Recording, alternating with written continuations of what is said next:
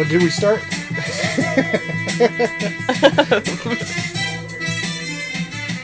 Hello! Welcome back to the SF Company... what is it? SF Company Hour? Good morning. It's a weird morning. SF Company Hour on the SF Comic Book Company channel. Welcome. Woo! Yes, Yeah. we're all very excited to be here. Everyone showed up on time. Thank you. I'm the most on time. Thank you, Audrey. Oh, yeah. Thank you, Audrey. Okay. Oh, yeah. Okay, Ray. Rick's turning... he's gone rogue. He's turning into Michael from Lost Boys. Staying out late, wearing sunglasses indoors. Welcome to issue number 9. December, what is it? December 21st. First? Right? Oh, wow. Yes. 21st. Oh, wow. Happy holidays. Happy Honda days. Happy holidays. Happy Honda Merry days. Chrysler. Merry Crisis. Merry Crisis. Merry Crisis on Definitive. Let's see. So, welcome. First time on the show, Audrey. Hi. Say hello. Hi, to I'm the Audrey. world. Hi. Audrey, so tell us about your geekdom. What brings you to the geek table here today? I'm a big video game nerd. I've been playing video games since, pretty much before I could read or talk or anything like that. That's kind of like my in the thing. womb. Just Yeah, I grew up on that. That's pretty much my main thing. I like a lot of tabletop games as well, Magic the Gathering, stuff like that. Yeah, just about sums it up. Yeah. Yeah, you're actually playing some Magic tournaments and stuff too. Yeah. Right? Oh yeah, I didn't do well. No, I got my shit wrecked. But it's fun anyway. Yeah, that's fun. That's awesome. Got my shit right.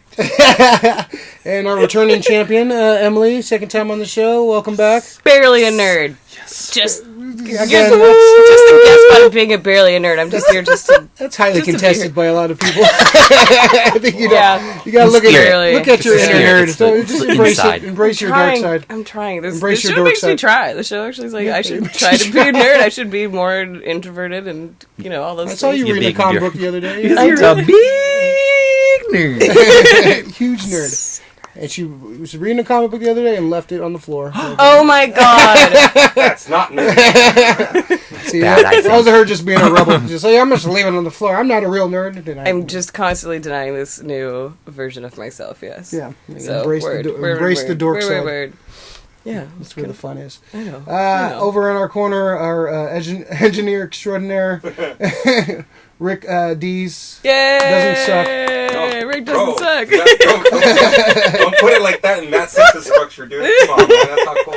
Rick D sucks? No. Doesn't suck. I said he doesn't suck. Rick Right. Dees. Thank you, brother. Thank you. Hi, guys. All right. On with the show. This is going to be a fun one today, I guess. We're all a little loopy, so it's good. We're going to talk about a couple of trailers. A couple of trailers came out. First one we'll talk about is Christopher Nolan's new movie, Tenet. Oh yeah. A pretty intense trailer. This is the second trailer. I believe the first trailer was only in theaters. It was like a teaser trailer. Actually, I remember seeing that. I remember being like, okay. Yeah, it grabbed me, honestly. Yeah. And I'm not that kind of person where I see a trailer and I'm like, I have to see that. But It's you don't know if there's I think the rumor was there's time travel involved. There's it's very it's like an espionage, like James Bond type thriller kind of thing. It's This new trailer, it kind of reminded me, definitely you said espionage. It kind of just reminded me of James Bond, but Inception. Yeah. And if you mix those two together, honestly, I'm really into that. Yeah. Yeah, it looks like a good cast too. It looks like a. Yeah, I don't know if it's connected to Inception or anything, but it definitely kind of has that vibe for sure. Yeah, because there's a little James Bond stuff in there. Emily, what'd you think of this? I'm a big sucker for spy-esque movies, so I'm about it, and I'm really excited. Everyone in that movie's really attractive. So Robert Pattinson. Oh my god, Robert Pattinson and John David Washington and DeBecky. Oh my god, she's gorgeous. And I'm just spy movies, of course. Sign me up. That was beautiful. But it looks awesome. I was really, when I was watching the second trailer, because I think that's Right, so I watched the ocean scenes where they're driving all the boats and all the oh my god, the windmills and stuff. I was like, dude, fucking watch the shit out of this movie. And I really like how like quintessentially like Christopher Nolan it is, with like that scene where like he's like with Robert Pattinson, the driver, in like the like getaway car. They're on the they're like on the highway, and there's like he's like driving backwards. Yeah. And there's that car that like topples, yeah. and then like that's the most like Christopher Nolan thing sure, I've ever seen. So and that's really cool. Honestly, he's always got like really good visual effects in his movies. You know, like guys have like reverse Dark Knight bungee Rises, onto the building was cool. But The reverse bungee onto the building was cool. Yeah. Like, Oh my god. yeah, it looks like, if anything, it's gonna be a. What was his last movie that came out? That was the World War II one. oh right?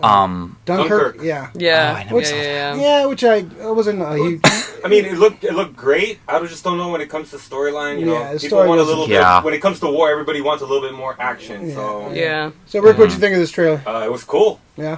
Yeah. I mean, Nolan's bringing back. What I like about Christopher Nolan is that every time I see any kind of movie by him, it looks original. Yeah. Oh, yeah. He's Hollywood's saying they're drying up. They're doing remake after remake, but Christopher Nolan still has like his hand definitely on the pulse of what's new.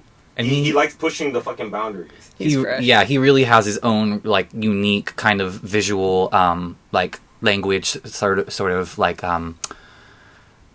yeah, like it like I said, like you can see that car crash thing that's in the trailer and be like, oh, that's Christopher Nolan right there. Like Yeah, like that opening scene, very like, unique. or when you see the building like coming in, I was just like, I saw this shot before, and I've seen it many times in like Batman Begins and in The Dark Knight. So his visual style of like just framing everything, it's very a stamp distinctive. right there, right off the bat. It's Christopher Nolan. Yeah, he's one of the few guys that can like sell a movie just on the director. Like he's kind of like not like like back in the day it was like Spielberg's directing a movie, Scorsese's directing, you got to go. Yeah. Nowadays you don't really get that too much, but like Christopher Nolan movie, people like they flock to a Christopher. There's a couple of guys coming up like Taika Waititi's coming up as a guy you have to watch every movie like Jordan Peele or like guys like that. So it's like they're bigger than the movie. Like they're the name that sells the movie, not the stars or whatever. Just maybe not even the story sometimes. Yeah. Like, it's a Christopher Nolan movie. You're gonna have to check Something it out. produced by or executive produced by. Just stamping their names on it sometimes. It's like, all right, it'll help you go sway your decision if you're gonna go see it or not. Yeah, exactly. Yeah, cool. So yeah, we're excited. That's June 2020, July 2020. Or July, I think it's July. July 7/17. Seems like a great summer movie. July 17th, 2020. Yeah. All right, cool, excellent. It's on my calendar. All right. Yeah. Week before my birthday. That's what I'll be doing. Yeah. Cool. So yeah, good trailer. All right, so next trailer we're going to talk about the Onward, the new Pixar fantasy set in the fantasy world. Is kind of a world where like all the legends of mythical legends exist, and it's like modern age. And it's like a tale about a son trying to reconnect with his father. It's very this in the Star Wars movie, the trailer and the big screen. It looked I was kind of not really too sure on this, but this trailer kind of sold me. I was like, okay, yeah, I'm on board. So Emily, what'd you think of this trailer? Yeah, when I finally saw the second trailer, that kind of gave more into that story, because like the first trailer, I felt the same way. I was like, I don't know. Is this for the kids? I don't know. And Pixar's been kind of hit or miss lately. So yeah. Like, but when I saw the second trailer, I was like, oh, okay, sweet, it's really cute. And then like the first thing that came to my mind is just like, oh my god, I feel like that this would be like a baby D&D great story to tell. Baby's first like D&D adventure. It kind of just had a lot of those like elements where it's like a great movie to nerd out on. I feel like, with all these like mythical creatures and like that kind of world. So, and of course, like Pixar is gonna have a cute story and something meaningful and something nice, something very sweet. Make you cry in the first 5 minutes. Probably. Yeah. Oh, totally, for sure. Yeah. Oh, especially when it comes to dad stuff, me personally. But like, oh god, yeah. But no, I thought it was cute. But I was also like, oh my gosh.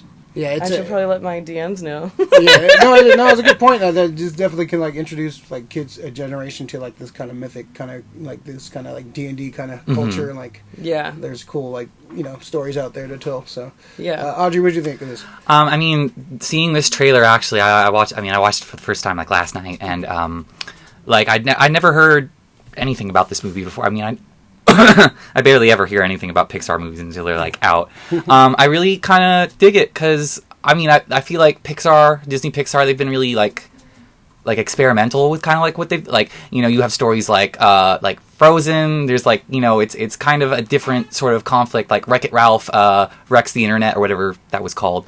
That was like a different kind of story. And those are not Pixar though. Oh, really? Yeah, Frozen. No, Frozen is. They're Disney. Yeah, they're Disney. They're straight up Disney. Yeah. Oh, they're straight. Sorry, internet. Before the internet kills Disney's evil. Disney's evil. But I really, it's kind of like this, like kind of safe, kind of hero's quest looking kind of story. But honestly, I like it. Suburban urban fantasy is something that I really like. I think it's something that's not really explored that much in like mainstream kind of media, and I think it has like a lot of like relevance to like we have this real world that we live in, and it's kind of nice to just see it kind of like with this different spin of like fantasy kind of that people can like relate to. I really like the story. There's like a lot of good voice talent in it. Tom Holland, Chris Pratt, just to name a few. I mean, like I feel like that's going to be like a good duo for like the two main characters. I think they have. Oh boy, ring a ding ding ding. Sorry, internet. I'm just failing you over and over again. I'm really sorry about that. Magic the Gathering tournament is upon us. Yeah. So, what do you think of Blight, the cartoon version? Was it Bright? Right. Yeah, pretty much. Yeah. It's cool. It's I think. Like Emily just touched on, it's like baby's first like D&D. Yeah, but it's a good way to baby's first campaign. Oh, my other fucking alarm. I think for kids who like haven't, or parents who want to get their kids into probably like something like Lord of the Rings, this is probably like a good starter pack. Yeah, something not too threatening. Fucking orcs aren't going to give you nightmares for the next 10 years. Or something like that. But no, it looks fun, and I look forward to watching this one. Yeah, it looks good. It just looks fun. Good. Yeah. Anything fun is good. So. Yeah, we'll see. That's next year in March, I think. That one comes out in. Why isn't this one doesn't give me a release date on this one? Questionable. Probably, I'd say probably in the wintertime, wouldn't you say? No, I'd say it's March. Summer. Yeah. I think pre-summer. All right, cool.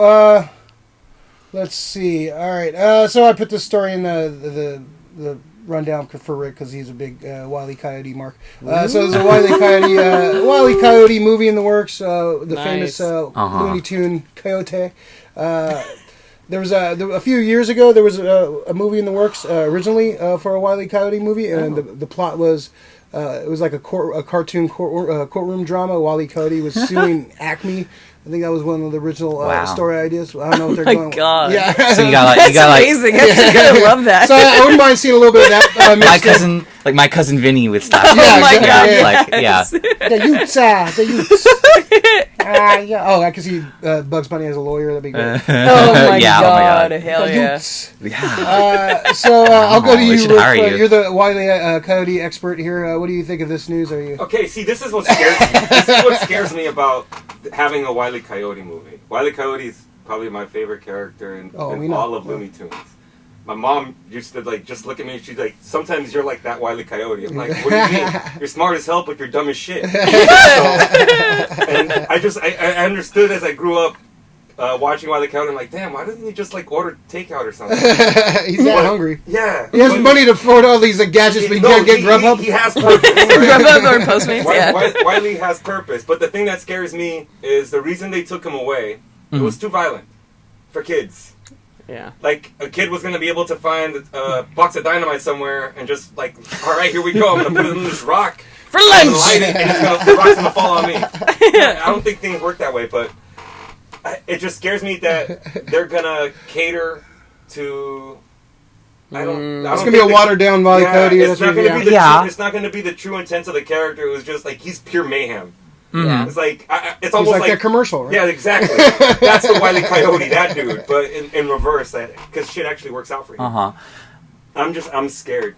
I'm scared. I love this character. You've been scared a lot lately. I'm just scared. No, this one. It's just I don't want it to be the watered down version of Wile E. Coyote. The courtroom drama scene, that sounds amazing. I would totally love that. they got to do something different. And I feel like I was thinking about it like last, because this was the very first thing that I ever heard about it, that they're doing a movie. I was like, Wile E. Coyote was always, he was like one of my favorite characters in the whole Looney Tunes kind of world. But I think one thing they have going for them is like, it's such a formulaic kind of if you just kind of stick to the basic formula of they never talk, they're always after each other. Like Wile E. Coyote does have a voice. He does confirmed. Super genius. But that's like not in every episode. It's like when he does talk, he does talk in a couple times, but that's why I would like if it's a courtroom drama. I don't want him holding up signs. I'd love to have intellectual. I'd love to have intellectual Wile E. Coyote. Like, here we go. I'm defending myself. Well, and I guess that's what I'm getting at. Is it's like such a simple. Like, if you just kind of stick to like those kind of formulaic parts of it, then you can kind of tell a different. Like. They made a whole bunch of cartoons of, the series where it's just the same thing, like he chases Roadrunner, and it's funny. It has lasting power. Yeah, so I want a whole movie of that. That would piss exactly. me off. That would you totally piss me off. You gotta do something different. But I think it's that they're charming characters. Like you can tell a lot of different stories with them, even though they barely talk. Like it's all pretty much slapstick. Like there's a lot of space to kind of make something interesting. Yeah. Agreed. Very much. Emily, you got any thoughts on this? Yeah, I mean, I'm gonna echo a lot of the same stuff, and it's just like I'm agreeing with Rick. It's just like, man, if you like downplay those gags, like that's gonna suck, because that's like the whole point of that. Wile E. Coyote, like, what do you mean? It's ridiculous. It's absurd. Like, make it absurd and ridiculous. So I'm like, still hoping that they like appeal to like our adult selves that are like. And, like, even generations beyond us that, like, grew up with Wile E. Coyote that are like, oh, my God, like, yeah, that's what made that show so fun. So let's, like, make that movie still fun and, like, ridiculous and absurd. Hopefully they don't, like, water it down or take it away. But you just reminded me of the signs, and I think that still would be so funny in a movie. Not guilty. Right, yeah. So, yeah, I mean, the first I heard about it was last night as well. So I, what to expect or what I'm hoping for is kind of like, wow, this could really go anywhere. So, but I'm excited though. Could be good. Yeah. Could be good. It has potential to be really good or really not good. Well, They haven't really used the Looney Tune characters properly, I guess, in the last 20 years or so. I remember like those like really kind of weird like part live action movies they were doing for a while, and I like Back in Action was okay. That was the best they can do. Joe Dante directed that. So I thought they were like Space Jam, of course, like rocks, but it's fun that they're still finding things to do with these characters like 80 years later. And it's definitely they're of the time, so they definitely they like edited a lot of those cartoons, the old cartoons and stuff. Like, you can't, the people, cartoons were smoking. They were like semi-racist. Right. Semi. Super, totally. Well, the ones they released after the fact, but there's some really, there's some hard, rough stuff in there. So they, it's definitely. You haven't really seen you don't see Looney Tunes around like you used to. Like remember, like in the 80s and 90s, everybody had a Bugs Bunny shirt. Everybody had a fucking Daffy Duck shirt. Now you don't really see people wearing like Bugs Bunny shit. What do you think though, bro? About the Wile E. Coyote movie? Like it could be good or it could be fucking horrible. Like I want to see a good quality Looney Tunes movie, but it's going to be watered down. Fucking. So you have a feeling it's going to be watered Ciara's going to do the fucking theme, fucking some Wile E. Coyote fucking hip hop fucking remix theme, and just fucking. God, you don't want like 2018 Grinch. Justin Timberlake's. Oh my God. Justin Timberlake's going to voice Wile E. Coyote or some shit, and it's going to be. Why are you like bringing all like my nightmares? Because it's going to happen, man. Like that was like my worst. Putting you in a cold sweat. Yeah. So we'll see. It's it could be horrible. It could be great. We'll see. Most likely it's gonna be horrible.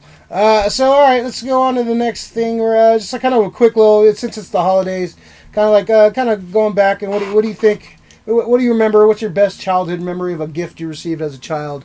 Audrey, when you were a kid, was the thing that you woke up and I don't know what denomination you are, right? But your holiday season, you woke up. Fake Catholic, yeah, me too. Non-practicing Catholic. My God.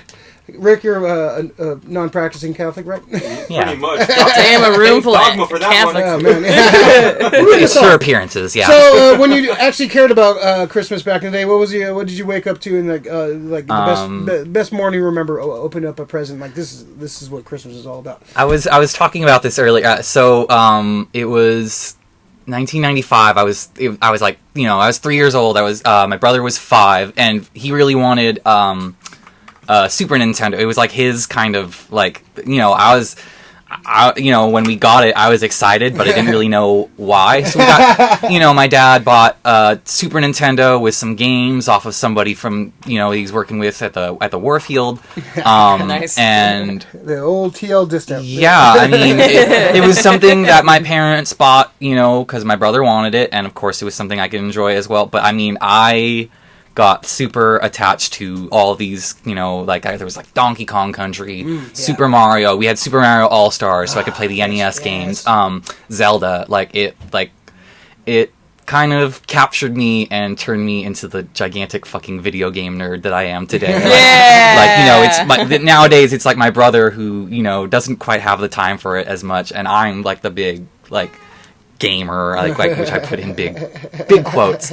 But it really kind of guided me to become who I am today. It was a really, meaningful gift in retrospect, and I really appreciate having that kind of early awesome. Yeah. Awesome. That's awesome. Emily, what do you remember? What'd you get? I think, of course, when I was, younger, it was a little easier for me, because I was like, just Polly Pockets, Mom, and I get Polly Pockets, and I'd be sick, or stuffed Pikachus, yes, Mom, thanks. It wasn't until, I was in high school a little bit, I think, my freshman year, and, I was starting to skate a lot and longboard a lot, and I would just borrow a lot of my friends' decks, and, it was really cool, but then I'd, kind of come home and be like, oh, I don't have, my cool board. I don't have, cool stickers or anything. And then, Christmas morning, freshman year, there was, this longboard that, I kind of don't... I'm sure my mom just, got on the family computer and was like, Emily's been looking at this deck for, a really long time, and, just purchased it, but I remember just being so floored when I got it. I got this amazing, beautiful longboard, and I just was, so excited, and it had, all this beautiful, Alaskan tribal art on it. Wow, yeah. It was an amazing board. I held on it for a long time, and then I, sad story, I gave it away. What? But, many years later. I hope you traded it for drugs. And that's like the... that's exactly what happened. That's exactly what happened. But that's like the one time... That's like the one time where you're really happy... You're really happy that your parents looked at your browser history. You know what I mean? That's the only time you can be all right, okay. Please don't look at that again. Otherwise, please don't look at anything else I'm doing. But Sexy Mark Wahlberg. What? Oh, God. That's an oxymoron. I'm sorry. Yes, it is. Yes, it is. Yeah. But that was my treasure, and treasure and tragedy. Treasure and tragedy, and I have a board now that I need to get on and work on a little bit. But, cool. But yeah. What kind of drugs did you get? Only the good stuff. Hope you're high for fucking days after that. Oh, I was. Went to rehab later. Thanks. You're doing great. I'm proud of you. Born to rehab. Yeah. Thanks, Audrey. She's keeping it real. Damn. Get back on that board. There you go. Oh, fuck. Oh, what about you guys? What about y'all? Yeah. Rick, what do you got? Oh, man. I just remember, the one year I couldn't wait. I was a gamer, just like you, Audrey. Mm-hmm, mm-hmm. So I started off on the original Nintendo, but came in late to the life of the system. So yeah. So now we're coming into, you guys got Super Nintendo. We were stoked for the Genesis. Me and my brother, we saw the commercials Sonic the Hedgehog. Who the hell's this little guy? Yeah. And that was the package that my parents got us, the Sonic the Hedgehog. Yes. And I just remember unwrapping it, and I was just looking at the gift for the first time, and I was like, wait a minute, me and my brother are getting the combined gift. Fight. And my brother was just all right. Yeah, you're there was a little side thing, so it was a second controller, which was nice. Uh-huh. They bought us a second controller. Oh, so sweet. So now, the unboxing of the whole thing, my parents, I don't think they've ever seen them more happy just to see, because it's both their boys. like unwrapping it together, and we were just like happy as shit to share a gift. Yeah, exactly. Yeah, that's kind of funny. Yeah, that's the exact same kind of like that feeling, right? Yeah. It's just like I almost any other Christmas, probably any other gift, I would have been like, what about my gift? Mm-hmm. Right. What yeah, about me? but it's bonding. It's once you open it and you're just like, wow. Now, not only because they had a lot of 2-player games. Me and my brother were competitive. Oh yeah. So it's like, I'm sorry, but Luigi made it always farther than Mario did in my household. So, but yeah, it was just that's how I think it was awesome to have that system and already have my player 2 ready to go because that was player 1. He was always player 2. No. Oh. Yeah, the Genesis. Poor little samurai panda. Oh. Samurai panda. Yeah. Kick his ass. So, so mine was, I think I was like 6, 7 at the time, and so I was kind of, long story, but I'm a big Transformer fan from day one. I love Transformers. Never got an Optimus Prime. Always wanted Optimus Prime. Always pretended other figures were Optimus Prime to fill that void. Oh. So one Christmas, it was kind of a bad year. It was a lot of things were happening in my childhood, but I got to visit my grandma, and waiting for me was the Power Master Optimus Prime. That's cute. One of the the best. You can barely see it, but the Power Master Optimus Prime was a badass Optimus Prime. It was it turned it into a bigger Optimus Prime. It was amazing. Ooh. So it was that was definitely one of the things I remember as a kid, being opening a present and being floored, this is amazing. That's one of the greatest gifts I ever received. Is it I finally no, I actually gave it to my little brother. Oh, right on. A long time ago. So see, that's a nice giveaway. I should get that's it. That's very wholesome. I should steal it back from him. For drugs. But yeah, I actually might have to rebuy this at some point because I do love that fucking figure. So yeah, the show cost me a lot of money. But yeah, that's definitely one of the standouts from I'm not a big Christmas guy nowadays, but that was a good one. That was I remember that one for sure. Yeah, right on. It's really meaningful. All right, enough of this Philly good crap. Let's go to what are we talking about next? Oh, our non-spoiler Star Wars Episode 9, Rise of Skywalker. I can do this non-spoiler. Yeah, well, you're going to have to, all right? Yeah. Trust me, I was thinking about this. I'm like, so you folks have not seen it yet? No. So, all right. So, I have not seen it, and I have not heard good things. Yeah. So. Yeah, same. The more I think about this movie, the more I like it. I was going in kind of and then during the movie, I was like, okay. It's definitely it's fan service to movie. Some of the fan service is really cool. Some of the fan service is why'd you do that? But I think the visuals are great. They actually had great lightsaber battles. Okay. Great spaceship battles. It's kind of all I really want from a Star Wars movie. Yeah. There's I wasn't a big fan of Last Jedi. I had a lot more issues with that movie. So. I liked it. Yeah, a lot of people liked it. I had some issues with it, but it kind of went all out. It kind of I want to see the story that's in between Last Jedi and Rise of Skywalker because there's got to be a lot. There's a lot to tell between that story. But it's overall, I think I really enjoyed it, and I actually want to see it again a couple more times because there's a lot to process in the movie. But overall, I thought it was pretty good, and we got a free pin for the opening. Yeah, that's the first showing. That's some swag, yeah. Man. I love free pins. Thank you, Rick. We got to see the 5 p.m. first showing fan event thing. It was great. Yeah, we were in there, man. So Rick, what are your overall thoughts? What do you think of this movie? You were very nervous going into it. I was very nervous, and I came out confused at the end. Yeah, it was a good confused though. For me personally, I still think it's the best of the new trilogy. Oh. Even though it left me confused. A lot of tropes hit for me. Some didn't. Some made me cringe. Yeah. Very bad. Yeah. Ooh. I'll even say this. I'm not a fan of The Last Jedi, but it's for certain reasons. I hear that everybody wants to open up the Star Wars universe, which I agree with. It's a huge universe. Yeah. But this is the Skywalker saga. You can't go against... It's like, I heard somebody on a podcast compare it to JJ coming over, grabbing his toys and walking over and going back to, the story that he wants to tell.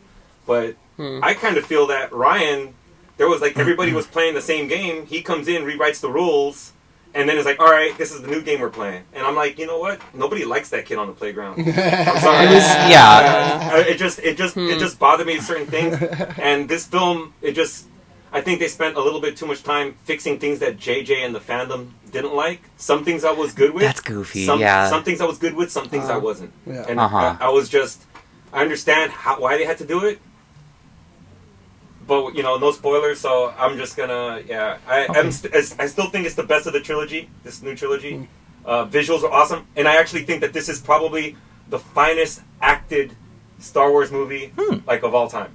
Everybody who gave a performance. No, Attack of the Clones, man. That was some of the very sweet fucking. I know Jake Lloyd. I know Jake Lloyd did his thing, but when they're in the field, talking love. It was some great acting. I think this is the best acting of all the whole series. I think the problem with this trilogy, they didn't have a cohesive through line to it. How do you not do that? It's Star Wars. They needed to have somebody oversee the whole trilogy instead of going, okay, we're gonna have JJ direct the first one. He's gonna do whatever he wants. Ryan Johnson's gonna direct the second one. He's gonna do whatever he wants. Colin Trevorrow was gonna direct the third one. He was gonna do whatever he wants. So you didn't have somebody that was spearheading this thing from the beginning. I think what happened is that they actually did have an outline. It was an outline. It wasn't this is what you're gonna do, but just live within these terms. I'll go back to Last Jedi. The Knights of Ren is it was totally done away with. I don't understand that. It's not even touched on, not once, not even mentioned. And it's just that's something that I kind of wanted to know about. And Ryan Johnson can say anything he wants, but it's you replaced that part of the storyline with something that I felt was unnecessary. It didn't. I mean, I could have done without maybe 25 minutes of The Last Jedi.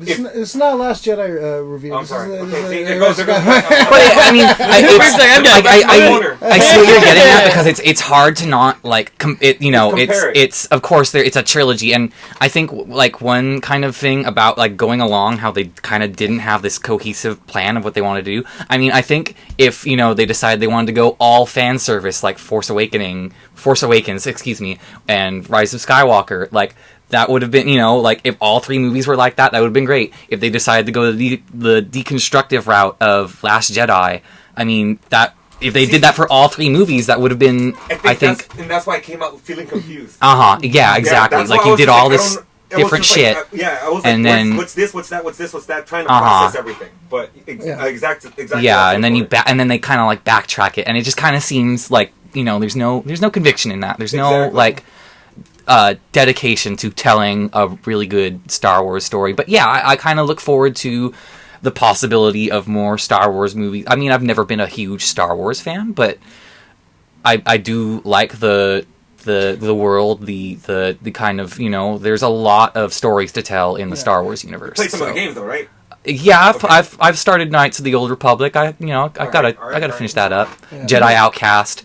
That's there's a lot of stories to tell, and we're getting so caught up on Skywalker and that kind of very kind of restricted kind of story that they can tell with that, and there's just so much more to it. Rogue One, I loved Rogue One. There's just so much kind of stuff that you can do. I mean, Star Wars is a heist movie. Hell yeah! It's you could go anywhere with it, and the universe. That's great about the Disney Plus. Now they can explore different areas. The Mandalorian. I'm really excited to watch that. Series and even the K2SO.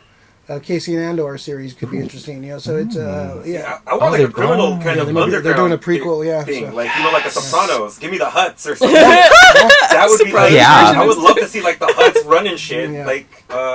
Yeah, you can jump around. You can go to a couple thousand years in the past. You can go move forward to the future. It's a huge world to play. There's a lot of stuff you can do. It's a huge world to play. So it's the Skywalker saga had to end, and I think it was a fitting end, and it felt like more of a Star Wars movie than the last one to me. So I think it satisfied my Star Wars needs in the movie. But I definitely I need to see it a couple more times too to really get my final where I place it in the hierarchy. But the more I think about it, the more it sits with me, the more I like it, and the more I want to go see it again. So it's definitely worth checking out, and I would say definitely see it on the big screen because it's so you got to see Star Wars on the big. If you see one movie on the big screen, it's a Star Wars movie. Because that's what they were meant to be. They were meant to be popcorn entertainment. Watching on the big screen. I think so. We should go check it out on IMAX. Yes, I agree. Cool. All right, Star Wars. The Force is with us. So, all right, we're going to go to our big kind of topic this week, kind of talking about our top 5 video games. It's the past. We're going to do all-time list. But, no. I thought it was decade. You do all-time at... That would be it. That would have been too easy. That's why I didn't do it. All right. So originally we were going to do the top. Yeah, exactly.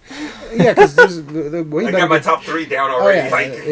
So since it's the end of the decade, so we're going to do the top 5 video games of the last decade. So we made it a little tougher on ourselves because there've been so many damn games in the past 10 years. So it was kind of hard to put together a list. But Audrey, let's start with you. What was give us your top 5? So I'm just gonna pull out my notes here. Talk about. Go to the tape. So number 5, we got where's my notes? Oh, Jesus Christ.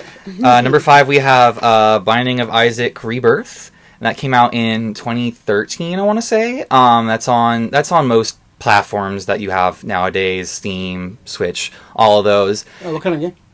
It's kind of. It plays very similarly to very early Zelda games, like the original kind of Zelda, top down. Yeah, absolutely. It's like an 8-bit kind of a thing. Kind of. It's a staggered. It has kind of so one of the great things about the game is the story behind it. So the creator Edmund McMillan, he makes tons of games and it's they're not all fully featured, a bunch of them are just he made it in a day, and Binding of Isaac was a concept that he it was just for a video game making contest that he was in, and he just kind of made this throwaway concept of the basic. It's kind of a wacky game. So you're this little baby child, and so your very Christian mother I guess has this idea that God wants her to kill you. So you're Isaac. You're this sad baby who's being hunted. Yeah, exactly. It's a very irreverent kind of exploration of Christian themes, stuff like that, but it's really cool. So you basically start out with this normal kind of attack, and you shoot out tears because you're a very sad baby. This sounds awesome. It's really cool. It's really compelling. So it's one of those it's one of those games where it's randomly generated. You get different kind of power-ups and stuff every time you play. There's something 400 unlockable items that you can, and they're all random every time. There's stuff that's completely useless. There's stuff that's absolutely game breaking, and it just makes you this powerhouse, and you just kind of go through the game like a train, and it's I don't know. Yeah, it's this really interesting thing that it's just kind of this throwaway concept that this guy had, and it kind of became a indie game kind of phenomenon. There's a board game based on it now. Oh, wow. It's really community driven. It's I kind of like it just as a story within kind of the gaming kind of community, because there's not a lot of interplay between the consumer, the fans, and the creators with a lot of those things, but it's a constant he's asking people what do you want in this game, what's interesting to you guys about this, and that's I feel that's what's so successful about it is it's something that is a collaboration between creator and the fans. Yeah, that's cool. All right, so what's next on the list? We got Legend of Zelda Breath of the Wild. Came out 2017 on Switch and Wii U.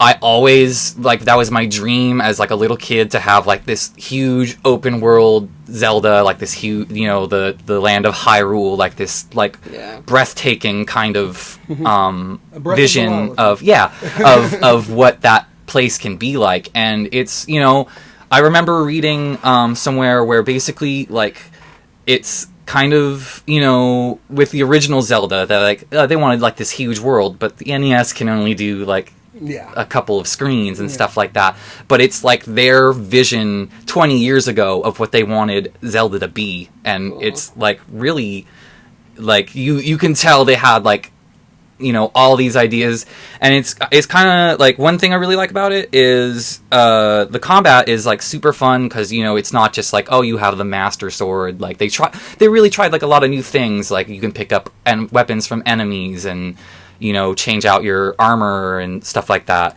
And there's just like all these little attention to detail kind of things where like you have like the little parasail thing that you can fly on, and if you light some grass on fire, it causes like a wind tunnel and you can fly up, and it's just, there's like so much like fun things to discover. And, you know, I kind of didn't like the story. It was a little underwhelming. There was like kind of, you know, it's over in maybe like 15 hours, but the real pleasure of the game is just kind of like exploring. Yeah, there's so much to see. Like most of the time when I would boot up the game, I would literally just kind of pick a compass direction on the map that I hadn't gone in before and just walk that way. And, you know, like I would be, you know, that's exploring. Hours and hours of it was a long time before I like completely felt like I exhausted everything that I could get out of that game. That's awesome. Yeah.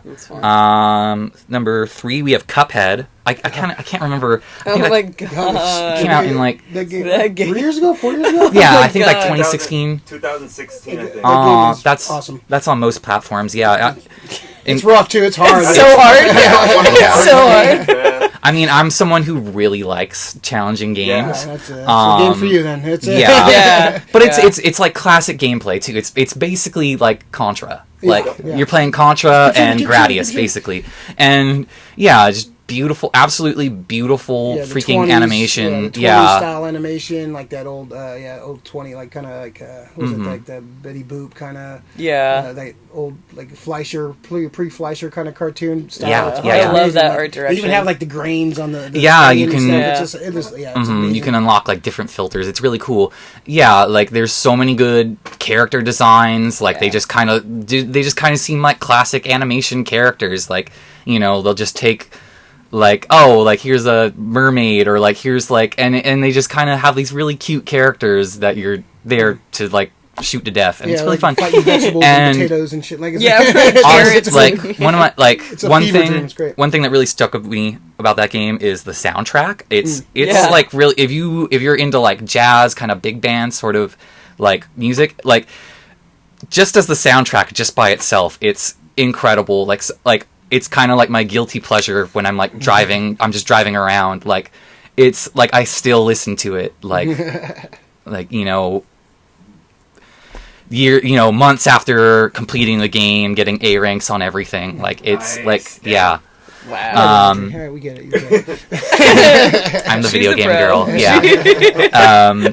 So number 2 would be Dark Souls, and I actually came out in 2009, so it just barely fucking makes the Big list. Melee made the list. Just barely. So, I mean, you hear a lot about Dark Souls and like how challenging, how punishing it is, and it really it's that game will fuck with your self-esteem for sure. But it's that's what Cuphead does for me. Like, right. In terms of like gameplay and just like it's got that punishing kind of factor to it. But on the flip side of that, like when you do well in that game, when you beat the game, you beat all the bosses, like it's bragging rights. It's rewarding as hell. Yeah. And that's how like those old games used to be. Like you beat a boss in like Mario Brothers. It was like actually like you felt like you accomplished. Now like you play a game, you get so many lives. There's really no like stakes anymore for a game. Like if you like run out of lives, you have to start from the beginning. You don't have to do that for these modern games. And like another big draw of the Dark Souls series is it has like this really awesome lore of like you're in this dying kingdom of, you know, where everyone's like it's super gothic and super compelling. There's like there's kind of like a little tiny bit of story like in the actual game, but you can just kind of like find so much backstory, and there's a lot to kind of like read about, and there's all these interesting characters, and you're kind of like part of the game is just like finding your place in this world as like, am I a good guy here? Am I a bad guy? You can choose. Just like real life. Yeah. Exactly. It's a game that totally like reflects real life, because like I really like that kind of, that it asks for your patience, your persistence, and there's like this huge world to explore, and you can really like just kind of push your limits in terms of like what you think you're capable of. Like you learn the boss like patterns and stuff like that, and you kind of feel really powerful, and it's really good feeling. Nice. And then my last one, I'd say like my top game of the last decade, is Spelunky. And that came out in 2012, and that's also on most platforms nowadays, I think. Like Steam and like Xbox 360, like the old, the last generation. And it's a remake of a freeware game that was available online. And so basically you're this Indiana Jones kind of character. I'd say I'd like the summary of it would be like Mario mixed with Indiana Jones. Nice. And it's got like really cute like cartoon graphics, and there's just so much. So it's kind of like that Binding of Isaac, where it's like randomly generated. Like there's like all these different kind of elements, but it's like a much more consistent kind of tighter experience than that. Like you just have like these basic mechanics that you learn over time. There's like just like certain sets of enemies in each kind of world. There's 4 worlds, 4 levels each. And it's kind of like this nice like arcade experience. Like it reminds me of playing like games in the arcade. Like you just kind of try to get to the end, and most of the time you don't. Well, you a lot of quarters. So because what happens is like you get 1 life. You get 4 health, 1 life. If you die, that's it. You start again at the beginning. Whoa. So yeah. I'm scared. It's like a really accessible kind of like that sort of like easy to learn, hard to master sort of That's cool. sort of concept. What's it called? Spelunky. Spelunky. Yeah, that's what Emily's stomach was doing last night. Yeah, and R.I.P. my stomach. And it's that same sort of thing with like there's just a lot of like interesting mechanics to it, and like stuff to discover. It's really cool. So awesome. There's the original game that came out in 2012, and they're coming out with the sequel next year, which I am super stoked about. Spelunky 2, Electric Boogaloo? Yeah, it's gonna be great. I'm super excited. Spelunky dude. You guys are not gonna like. I'm gonna be like a hermit when that game comes out. Yeah. We won't see talk to Audrey. Don't talk to Audrey. So Emily, what's your top 3? Yeah, top 3, because like Ray originally was like, "Oh, let's do of all time," and we were like, "Great, sick, easy, got it." Then he's like, "Exactly, so just kidding, let's do the last decade." I'm like, I'm like, wow, I haven't really played any games. Yeah. That's okay. Go to the notes. Go to my notes. I mean, why you don't have you your need to notes look? in front of you? I know. I'm like, why don't... Anyways. We'll make this easy. So most of these are mobile games. And we'll just start with, I think... And Angry I think Birds? Wow. Oh, sorry, Emily. Go ahead. Finish. Don't do me wrong like that. Okay.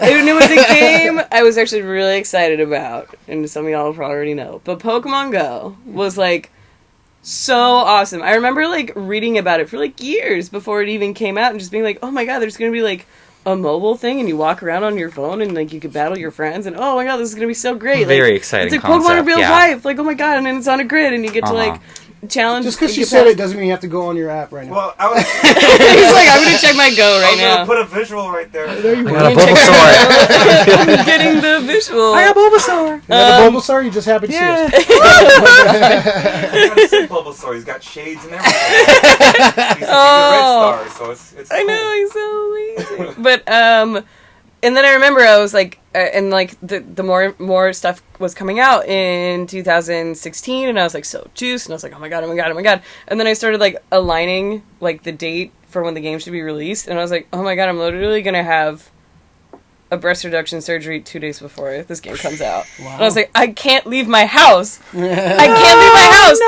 How can I go if I can't go? You know what I mean? Like, how can I Pokemon Go if I can't go? Pokemon not go. Just have someone drive you around in their car. And just drive really slowly so it doesn't think you're going too fast. Excellent. Excellent. Fabulous. That's exactly what happened. Excellent. And that's how I played the game for the first, 3 weeks, and I remember just being so beside myself, anxious to be I just want to get up and actually move. And I was like, when was the last time I was actually excited about it to get out of my house and go play a game? I just was this is not normally when I'm gonna stay in my house to play a game. Staying in my house, I'm not seeing anyone. Let alone go outside. Yeah, that's what you think of when you think of video gaming all day, and right. Yeah. So I was kind of excited to be this is going to apply to the real world. I'll move around, exercise. Who's this person? I just was weirdo. Yeah. And then and of course when it first came out, it was not the game it is now, which is way more exciting, way more complex, way more battle and stuff. And yeah, and it's way more involved. And I like those new things. I am a little lost with how many Pokemon they are, because I just don't even know what they are. All the new Pokemon. People. I mean, the new one just came out. There's literally 1,200 Pokemon now. So oh my god, yeah, no, it's a little overwhelming. Gotta catch them all. Oh my god. All right. So what's next on the list? What's next on the list? Oh jeez, my list. Oh y'all, come on now. I was going to say I feel that this list would age me, but I'm no, I'm not. No, it's not. Don't worry. Me. Not your story. Don't worry. It's really how out of touch. You and Audrey are fine. Don't worry. You're not a gamer. It's okay. You play games, but you're not a Grandpa and Uncle Ray over here. Why gotta be Grandpa?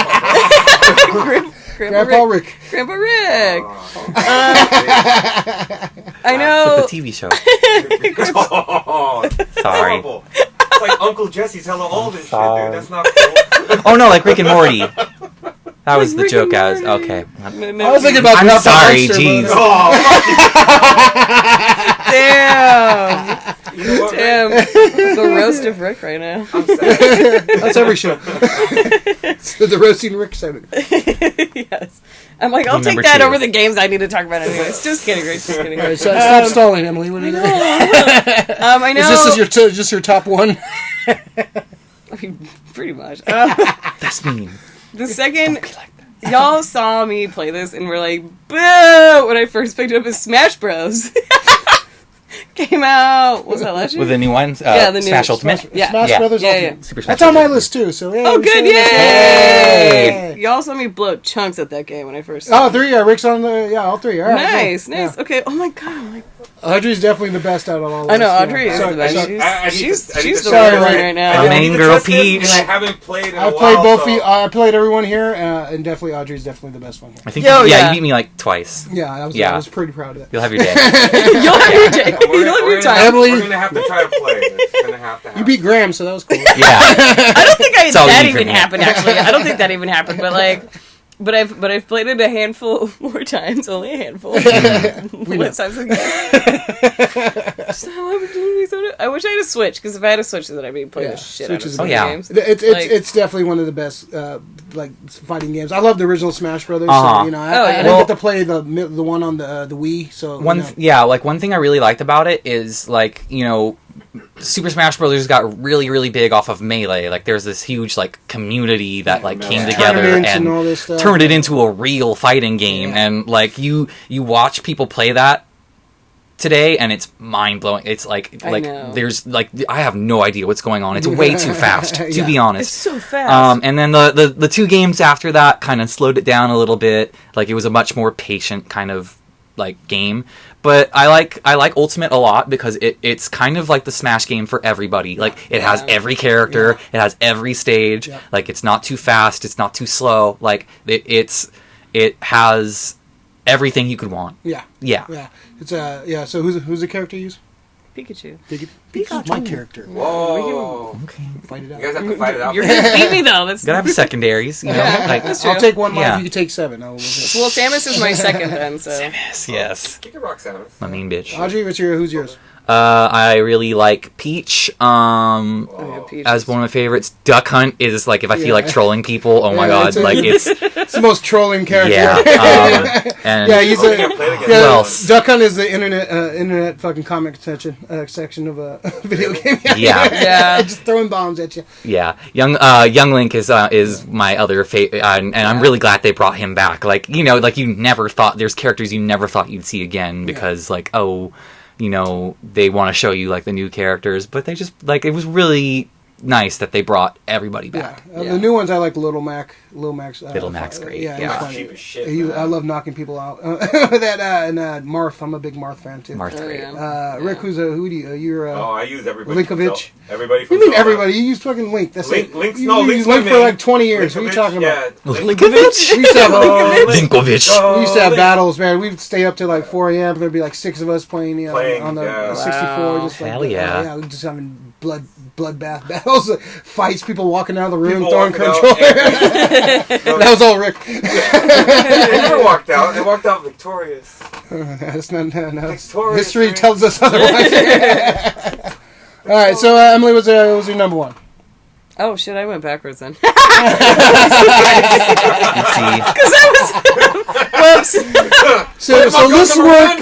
You I said that. No, it's alright. No, you're fine. I gotta get your friends code on that I didn't copy. More like I didn't follow the rules. My bad. All right, what's your least favorite video game of the past decade? God. All the ones I didn't play. No, just kidding. Mario Kart.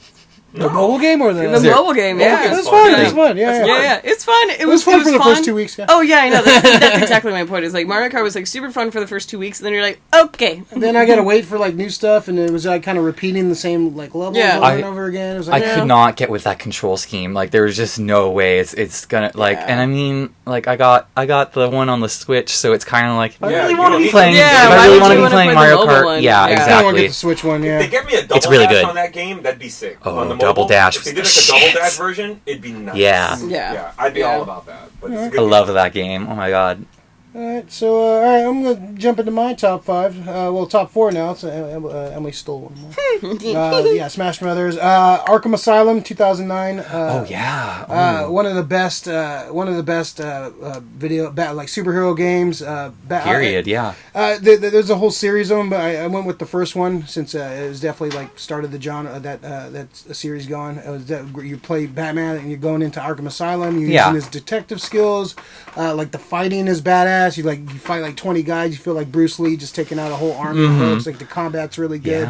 The visuals are great. Play that again. Yeah, the voice acting is great. Like a great, Kevin Conroy comes back as Batman. Mark Hamill comes back as the Joker. Yeah, great use of all the villains. Just a great all around video game. It's. Do you have Arkham on your list? You know what? I didn't. Wow. And it would have been if I remembered it was 2009. I looked it up earlier. 2010 to 2019. I figured that would have been like, No. 10 2009. 2009. No, that would have. That probably would have made my honorable mention. Yeah. I love Batman. I call it's God of War Batman. That's pretty much what it is. Well, and I really like that it's like classic Batman in a time where like you were mostly hearing about the Nolan series, and like you want that like detective Batman. It was pretty much how I felt. It was kind of God of War meets Metroid. Yeah. Oh yeah. It's God of War meets Metroid. Yeah, you're living up, finding these clues, and it was a fun game. Yeah, some of the other the sequels were really good, and the second sequel was the second one. Arkham City. Arkham Asylum. Arkham Asylum was the first one. Arkham City. Arkham Knight, I believe, was the third one. Arkham Knight was the second one. Arkham Origins was the third one. Yeah, that's right. There's too many goddamn Arkham. No, Arkham Origin was like a little side one, wasn't it? That one kind of sucked. Yeah, it wasn't that great. Arkham Knight was not that great. Arkham Knight was okay. That was a fake Red Hood. That was shit. Yeah, the Batmobile missions took me out of it, man. It was like super repetitive. It was fine, but going after Firefly, it was not fun, man. Not fun. Spider-Man, the PS4 game that came out last year, just a great game. I'm a big fan of the original Spider-Man 2 game on PS2, like open world Grand Theft Spidey, pretty much. You get to swing around. The visuals are great. The mechanics are great. Just like you said, going into Zelda, just walking around, exploring, like just going around New York City, swinging around was so like all I needed. I didn't even need to play the game. Like the story mode was great. But swinging around the city for hours, just that's what you're there for. Get a little high, swing around New York and just save a couple random strangers, catch some pigeons. It it was a great game. I love that game a lot. It definitely stuck with me, and I go do it the DLC is awesome too, so I've been playing that. So definitely one of my favorite games of the last decade for sure. Let's see. Call of Duty. I gotta throw a Call of Duty on there. Black Ops, the first Black Ops. Yes. Yeah. I think so. Yeah. Black Ops. It was one of my favorite games of all time. Like online, that was like the first game I really actually played online. That game had really good online. Yeah, really good online. It was fun. The maps were really good. Yeah, big exploring maps, and once you get to know the maps, it's easier to like maneuver around. You have like 6-7 friends online playing on the same team. It was great. Definitely when I got into like playing online with folks, with friends and stuff. So Black Ops, the first Black Ops, I was a fan of the Call of Duty games until like the last like 5 years. I think they've gotten cut repetitive and and they I don't know, they just really didn't move me like the original ones have. And I felt like Black Ops was like a change up from like, you either had like it's World War II or it's like this like Tom Clancy kind of bullshit story. And you kind of had something different. Like it was like psychological. It was there was like a lot of, they like kind of took some of the tropes from like the old ones and fucked with you. Yeah. Based off of those. It's kind of cool. There's some missions you don't want to do, like as a fucking soldier. You're like, I gotta do this. The airport one? Or Oh. Yeah, that's a brutal. Yeah, it's definitely brutal. It's a brutal game. Yeah, definitely. Was that was Black Ops the first one they had the zombie mode into? That was World at War. Was it Modern Warfare 2 or was it? I think Modern Warfare. The first the zombie. I know they had a zombie thing. Those were fun too. Those were hard too. The fucking zombie. They're fun. Yeah, you have to be really spend a lot of nights fucking sitting around playing that. You need somebody that really knows what they're doing. Like if you go in a room with like something like zombie, I can't figure that shit out. That's just fucking hard. Black Ops, the first one. The second one's okay too. And my number one game of the past decade, GTA 5. GTA 5, just a wonderful game. I still play it. You pick it up whenever you want. It's just so immersive world. There's so much you can do in the world. Just great visuals. The story mode is really great too. When they jump, the story mode is great with the 3 characters, like going back and forth, like the different characteristics and the fun missions. And then they opened up the online, which just turned into a whole nother thing where you can go run missions with your friends, and it's go pull off heists, pull off bank jobs, pull off all this great shit, and have races and stuff. It's just a great game, and they just opened a casino recently, like a couple months ago. So that was addictive for a while. Wow. So I have a gambling problem, so that's a great way to like spend fake money. GTA 5. They're definitely my favorite game of the last decade. Just. I'll probably put it on my top 5 of all time too, because it's just just a great game all around. Just I can pick it up anytime and either do a mission or drive around or just shoot cops. It's great in the video game. Okay, no, don't do that in real life. So it's a great game. Definitely one of my favorites for sure. Rick. All right. Okay. I have to have one honorable mention, and you mentioned it. It was in Insomniac Games' Spider-Man. You could have Emily's other 2 picks. No, dude, I want to get your Pokemon Go, like Frank Code right after. Still playing. Oh yeah, Team Valor going strong. Hey, she's taken, okay, bro. No. I'm just. I want the friend code, bro. Get that friend code. I need more XP. I need to get to level 40. It's a long way to 40. It is a long way to 40. Don't say anything, Ray. What? Fuck you. All right, here we go. Ageist. Spider-Man. You'll always be older, Rick. Insomniac Games, Spider-Man. That game was pretty damn badass, man. It gives you the feeling of being Spider-Man. Best superhero game, I think, up to this point.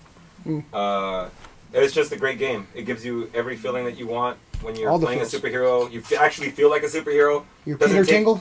Your Peter Tingles? Yeah, well, the best thing about it is just they give you a whole new Peter Parker. They give you a whole new Dr. Octopus, the way they look.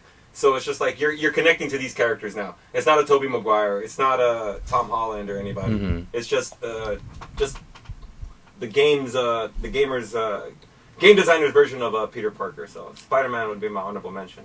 All right, so number 5 on my list. Oh man, a lot of my lists they're emotional games because I like single player games. So the first one is number 5 is The Last of Us. Mm-hmm. I don't know if you guys have played that. Yeah, I've seen it. Yeah, so it's a similar kind of a survival horror, but now you're surviving like infected humans and not just them, but it's almost like The Walking Dead. You're surviving just the brutality of other human beings. And sometimes you have somebody with you that you're trying to protect, sometimes not, so you have to tell them to stay back, keep them moving with you like an escort. It's very, very emotional. Any good story and any good game will get you emotional because you connect with the character. You start caring about your character. You want to make sure your character survives. And then when they take certain characters away from you, it's fucking devastating. Mm-hmm. So yeah, The Last of Us, developed by Naughty Dog. They've always developed great games. Yeah. So out number 4, Final Fantasy 15. I'm a huge I'm a huge fan. Have you played Final Fantasy? I haven't played it. I really want to. Okay, so it takes something different, which I like. It's an active combat system. Right. So it's similar to Kingdom Hearts now. Interesting. So I feel like I've seen some videos. And... Yeah, it's so if you play this one, it's going to prepare you for Final Fantasy VII Remake. The way it's going to be going around. So I actually recommend this to anybody who is interested in playing Final Fantasy VII, just so you can kind of get the new combat system, because it's not going to be the old time-based system that anymore. fucks with me. Yeah. Oh my god. I'm so used to that. I don't like. Well, I don't like the. I want you to watch the videos that are coming out for the new one. Yeah, it's amazing. Yeah, they're cool. I want you to play it. Yeah, the story looks cool. It's a really good story. Yeah. If we would have done top of all time, that definitely would have been in my probably top 3. And that list is very fluid. Probably currently right now it's my number 1 game. Yeah, like going on Final Fantasy VII. Just as an aside, as a story, it's something that's very relevant today. Yeah. It's so relevant today. It's so uncanny. Yeah. Are they being attacked by a big orange monster? At some points, yes.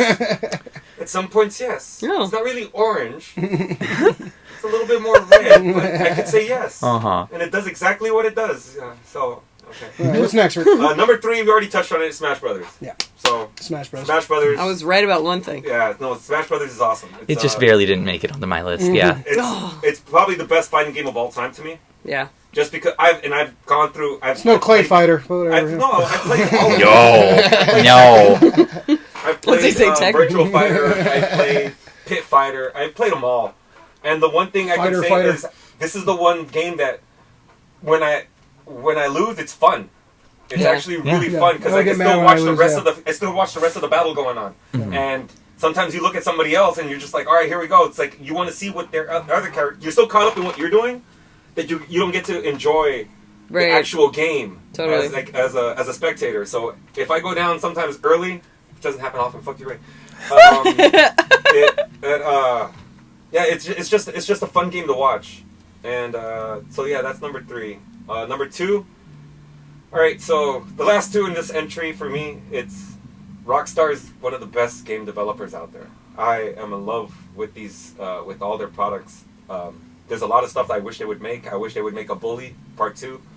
Bully was great, but number 2 is Red Dead Redemption 2. It's probably the most beautiful game visually that I've ever seen. They include a cinematic mode. It's kind of tough to navigate, but once you figure it out, it's like watching an old school Western. You could walk into the saloon in cinematic mode, and your guy definitely just pushes the doors open, kind of, will walk around. But you can do bounty missions, posse missions. Right now they just added moonshining, so now you can do moonshining. There is hunting. You can get killed by wildlife, which is crazy. I remember that in the first one. Yeah, that was like getting mauled by cougars was just about the scariest fucking thing ever. Yeah, getting mauled by cougars is no joke, man. You'll hear me just like scream like a little kid, and all of a sudden I'm just on my horse just taking off, but then the horse will buck you, and the fucking cougar or alligator or fucking bear will maul the shit out of you. And it's fun. So and it's fun. It's cool. It's like, oh look, I'm getting killed. Fucking Croc's eating me in half. Alright, so what's number 1, Rick? Number 1, Grand Theft Auto. Which one? Grand Theft Auto 5, man. It's still in my top. I still to this day play this game. Yeah. I mean, I play it heavily. Everybody who I know who wants to start off and doesn't know how to make money, I put them on the path to make money. And after they've like reached it, they're just like, I can just see them like, oh, I bought this. Like, well, how much money you have still? I'm like, oh, I got $7 million. I'm like, all right, good for you. Before they'd be like, oh, I'm broke. I'm like, all right, let's have. You're like a Grand Theft Auto gigolo. Yeah, the Godfather. Everybody get you paid. Don't worry. Come on. Everybody, everybody kind of comes to me to get the. Yeah, I put you to work. Blueprint. I don't put you to work. You want to make some money? I work for you. You want to make some money? I got you. Yeah, I do that. But it's just the best. It's one of the best things about this game. It's the biggest. I think it's the best. When you say the term sandbox game, this is the one game that is a sandbox game. You can play as you're running around shooting people together or against people. You can do heists. You can do missions. You can do survivals, which is just going after wave of enemies up to 10 rounds. You can do parachute racing. You can do boat racing. You can do bike racing. Foot racing, car race, everything. Like, they have a NASCAR mode, which is like, if I'm just like bored as shit, I'll just play NASCAR for a second. They have like NASCAR. Yeah, it's a NASCAR mode, which is great. They have stunt races now where cars can go underwater. They jump out. We'll see like a highlighted strip on the floor, and if you race over it, you jump over the ramp. It's cool. It's definitely one of the best games. It's super cool because there's like one mode that's called Runners versus Entornos, where the runners are on one team and they run across this strip, like this very like long, like a very thin beam, but there's like different things they can hide in. While there's a group of cars just lunging and trying to knock them off that beam. And just back and forth. It's just so back and forth. And it's just like, you don't think that you'd find these modes like in any other game. But this game like allows so much user content to go out there. It's and the user community really builds on the online parts of this game. And it's just such... Best game it's the best... I think would definitely be probably... other than Final Fantasy, this is probably my number 3 all-time game. Yeah. Number 3. Like I had it on 360, so I didn't get to play around with like that user content. But I've seen a lot of interesting like someone just makes like a video or like a replay or like it's like 100 games in one. So it's incredible. Definitely worth the price of admission for that game. Yeah. God, I might have to reinstall that. Some good games. Yeah, it was it was an interesting list for sure. Cool. All right, so we're gonna jump to our pull list. The pull list is just stuff you picked up during the week, good or bad, something you watched. What are we at? Like an hour right now? We're at hour 11. All right, so yeah, we'll go through this kind of quick. So Audrey, would you pick up anything, watch anything, listen to anything this week that stands out to you, good or bad? Nothing really. No. I dip back into a lot of old kind of stuff. The most recent really big movie that I watched was The Irishman, and I'm sure you've talked about it on the show before. But Irishman. No, I really dug that movie. It was incredible. Like, I mean, you have like 60-year-old, 24-year-old De Niro. That's kind of weird, but like that's my main issue. Like, you should have got some younger actors to play the young roles because it's very interesting. Them trying to like De Niro trying to beat up some guy, it was very awkward. Yeah, Giancarlo Brancato, the guy from Bronx Tale, he needs work after killing a cop or some shit. Yeah, that guy needs work, man. Come on, get him out there. Yeah, that's just about all I got. That's right, man. Emily, what'd you pick up? For me, I'll talk about movies. I finally saw The Lighthouse. I was so anxious to see that movie. Yeah, we were talking about it for a minute. Yeah. I know, and I'm so happy I did. A24 is killing it this year, as far as their movies. And it was so beautiful, so Bergman, so like surrealist and crazy, and Defoe and Pattinson did such a great job, and like I've been thinking about this movie like nonstop since I've seen it. Also, it seems haunting. Yeah, it's so haunting. It like I don't know. I'm kind of like into that like old-timey sea life, sailor life sort of weird thing. I don't know like why I'm into it, but I think it's great. Like sea chanties and like mythology. No, please don't. Please don't, because I know what you were going to say, and we're not going to do it here. No, not today. You don't know me. Not today. Not today, Satan. Oh my god. But no, it was an excellent movie, and I also saw Queen and Slim. Oh yeah. That movie was beautiful. The soundtrack by Devontae Hines, aka Blood Orange, aka the love of my life. Amazing, amazing music, amazing cast, incredible acting, incredible scenery. Very heavy to watch. Definitely makes you think. Definitely relevant. Yeah, everything about Queen and Slim was so wonderful. Definitely intense. Check that out. Yeah. Yeah, the trailer looks intense. Like, goddamn. Yeah. Cool. No, it's a beautiful film. I highly recommend. Definitely get with it. Yeah, it's good. Good. Yeah, that's my pull list. Yeah. Cool. All right, I'm gonna go next because I know Rick's gonna talk about something that I want to talk about. Probably. I'm not Alex, bro. Picked up this Flash Year One. Joshua Williamson. He's currently the Flash writer. Probably the best thing to happen to Flash in the last few years. Great writer. This is a retelling of his origin. I read a couple of issues. I picked up the hardcover for this. Speaking of Flash, I picked up Flash Forward number 4. Great. I like where this story is going. Great cover. I forgot who the artist is, but a great cover. Wally West with Linda Park. So if you know their storyline, this is nice to see them together holding hands with his wife. Also next, I have an unboxing. Yay! Unboxing. Oh wow! Yay! Pick this up. I know what it is. God. And I've heard it. Watch it. It's a dangerous knife. That's a big knife, right? Jeez. I found it in the front.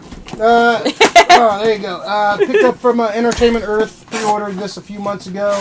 I've been seeing reviews of it. I'm very excited to find. I was like, that's not it, is it? Like, because that's fucked up. Yeah.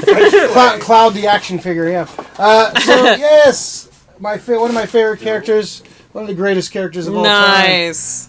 Doom. Yeah. It's amazing. I've been waiting for this one for a while, and waiting for Marvel Legend to actually make a proper Doctor Doom figure. And oh my god, this is amazing. Yeah, I've been seeing some reviews on it, and I got the box in a couple days ago. I was like, I'm gonna wait and see this on the show. It's probably one of the best Marvel Legends they've ever made. I think it's it's pretty damn cool. Yeah. It's I'm excited about this. Yeah. Oh, it looks so good. Rick. That's dope, man. Yeah, so that's I'm very excited about that. Doom's a great character. The best. He's the best. Yeah. He's my hero. I want to rule my own country. So yeah, that's my pull list for this week. Actually, hold on, do I have something? Yeah, that's my pull. One thing I want to talk about this week. We watched Dial Code Santa Claus for Terror Tuesday. It's Home Alone before Home Alone. It's a French film. Came out like in 1989. It's a little kid in a big mansion. He gets attacked by Santa Claus. A fake Santa Claus comes to his house and tries to attack him, and so he sets up all these traps. He's like the little kid's obsessed with Rambo, so he's like has this whole thing going on. It's like Home Alone, but more like violent and bloody, like more. It's insane. It's a French movie, so it turns into a French movie, like a little pretentious French movie at times. But it's you expect that. You expect that. But if you get a chance, check out Dial Code Santa Claus, especially for the holiday season. The music's amazing. It's so cheesy, and it turns to a sweet like family film into like a fucking horror movie, and it's a brutal fucking movie. It's definitely worth checking out for sure. Nice. At the snap of a finger, man, I heard a collective gasp in the theater.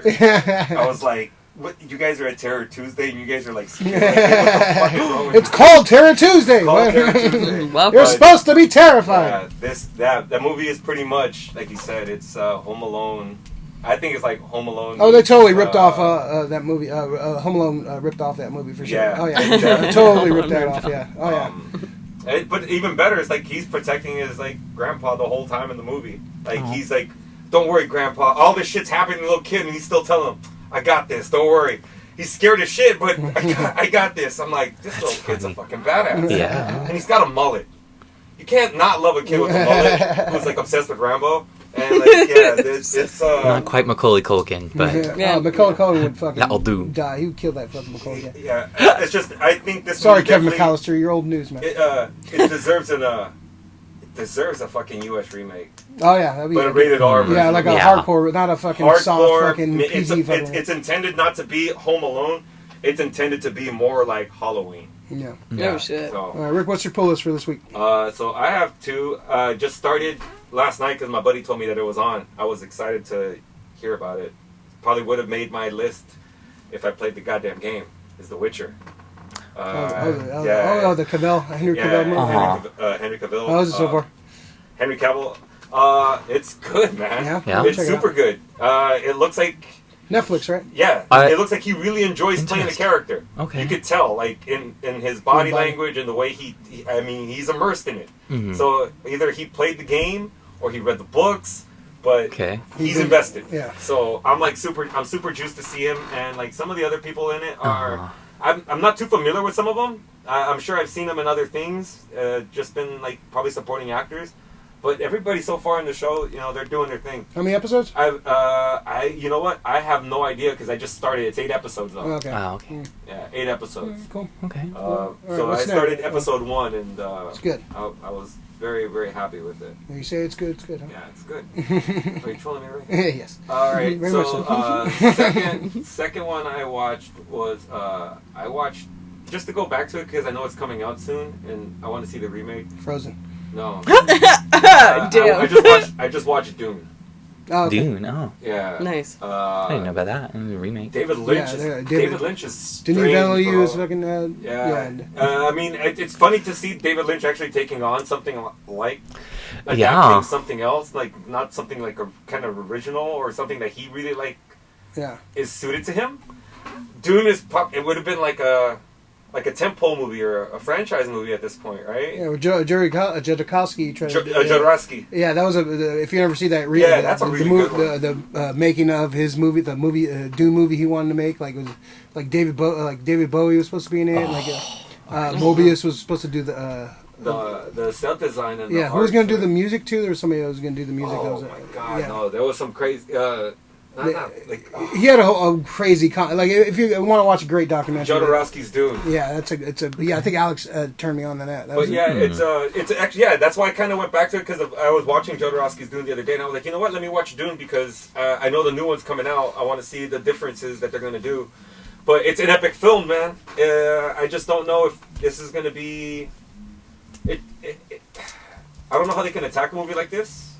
It looks like it's better suited for a series than an actual movie. I think they're doing that series too. Yeah, I just because I actually like the series. I don't know if you guys seen it, Children of Dune.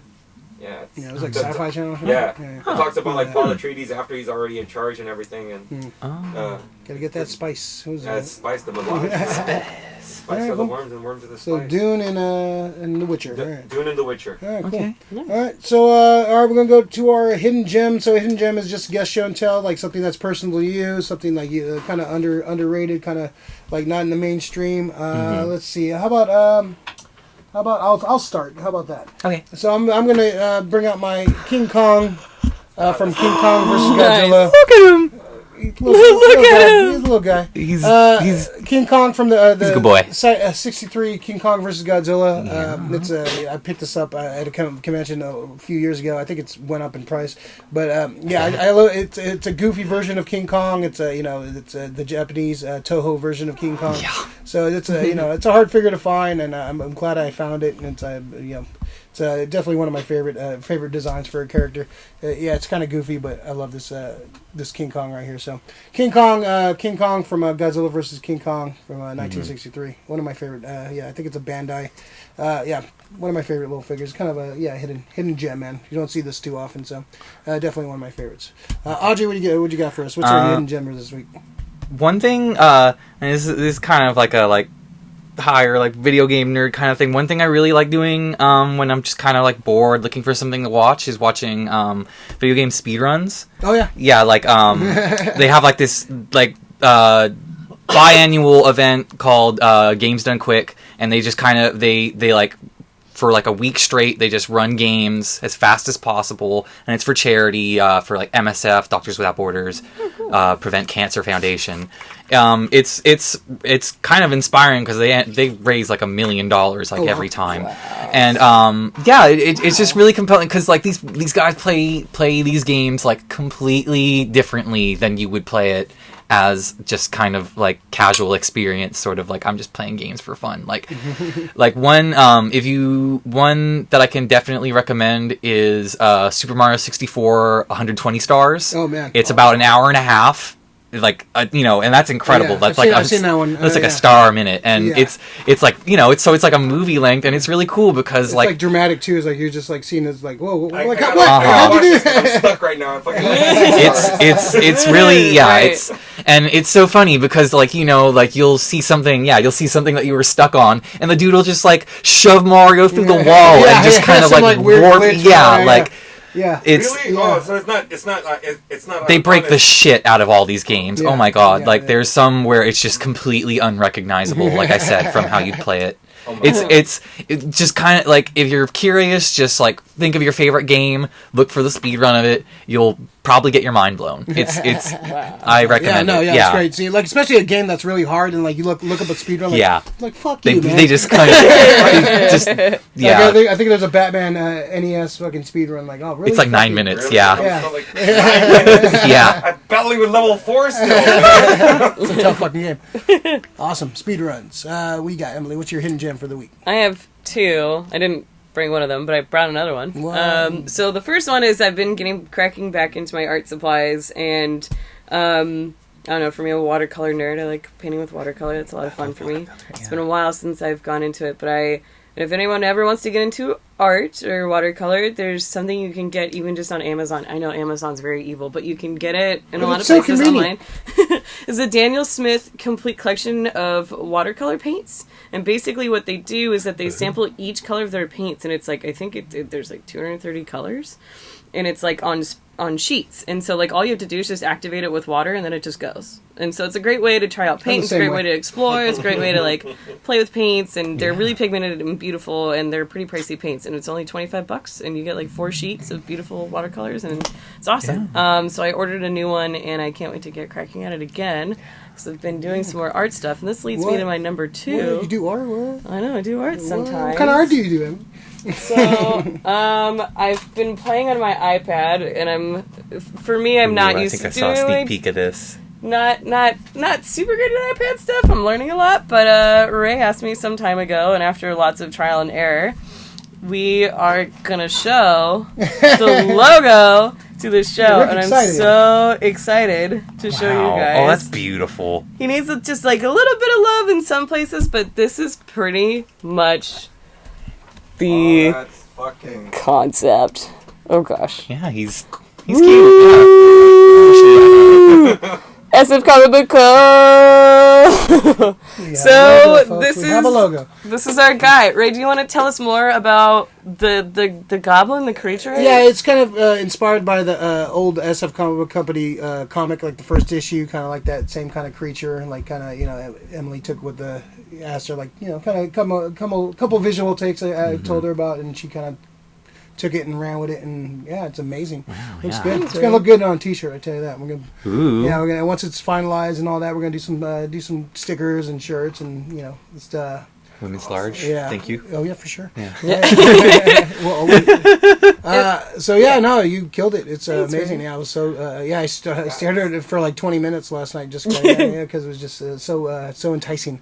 You killed it. Real. It's real now. Yeah. Yeah. It's a beautiful job. You killed it. Yeah. So it was worth the wait. The long wait. I butchered the first one on Photoshop, and I was a dummy and didn't save any of the prior work, so I couldn't go back and try and fix it. But and the reason why I chose this character, the little guy in front, because I was like, first of all, how weird and endearing. And then I was like, I know Ray's a big fan of the monsters, likes his monsters a lot, loves his Godzilla a lot. I was like, why don't we just play into that? Just give into it. Just let's make it a monster. Let's make it like a face, give it an attitude. So that's why I chose. It's amazing. It's so good. Thanks. Yep. Awesome. Best hidden gem ever. Yeah. Really? Even last, yeah. Right off the bat, Top that, Rick. That's not happening, bro. But here, if we could just pop this guy out. Oh! Assassin's Creed. Yeah. So yeah. Wow. That would have been on my list. That is probably, I would say in the last 2 decades, is probably top 3 series of all time. I love Assassin's Creed. Beautiful face. This one was super sick. It just the first few missions, everything that it just. Which one is this from? This was Assassin's Creed 3. Yeah, okay. I was big on buying a lot of the special editions. I like the blood on the side. Yeah. That's very nice. That's when they would do really cool work. I actually got a Jim Lee Batman figure for getting DCUO. I was thinking about bringing that, but I was thinking it's video games, and what better than to show how much I love Assassin's Creed than bringing this little guy here with me. Nice. He's pretty dope, yeah. So, like I said, this is the one game, if you're a big Assassin's Creed fan, if you've never played Assassin's Creed 3, if you only played the Ezio series, and swear by the Ezio series, please pick up Assassin's Creed 3. Okay. The first 15 minutes will, or the first few missions will hit you on the head with a sledgehammer and make you forget of all that shit that you've seen in the past. Because, this is the way you, turn a story up on its head, is do what the first 15 minutes of this game did to me. Wow. That's pretty badass. Awesome. Oh, wow, great picks. Emily, you win this week's Hidden Gems. Yay!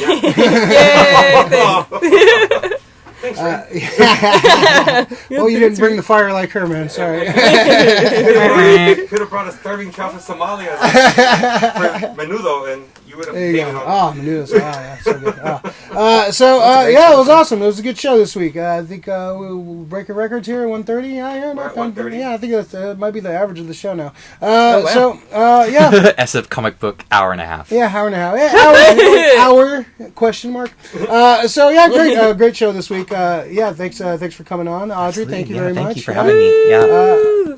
Emily, great for the. Thanks for the logo. Thanks It's for the awesome. logo. Yeah, I can't wait. Yeah, That's it's strong cool. work. Yeah. You get the first shirt for free. Better.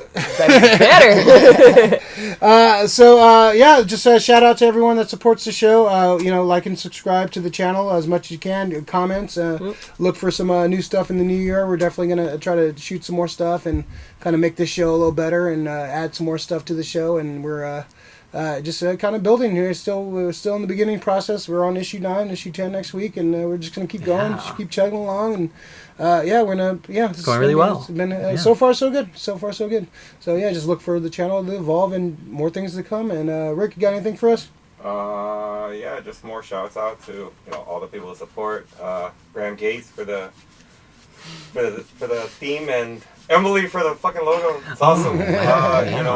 Also, Lavish Seal, friends of the program, SF Cards and Comics. Cards and Comics Central, Amazing Fantasy, Frank and Amazing Fantasy, the guys at Fantastic Comics, Mission Comics, Super 7. Just shout out to everyone supports the show. Appreciate it. Cool. Happy holidays. Merry Chrysler. Merry Crisis. Yeah.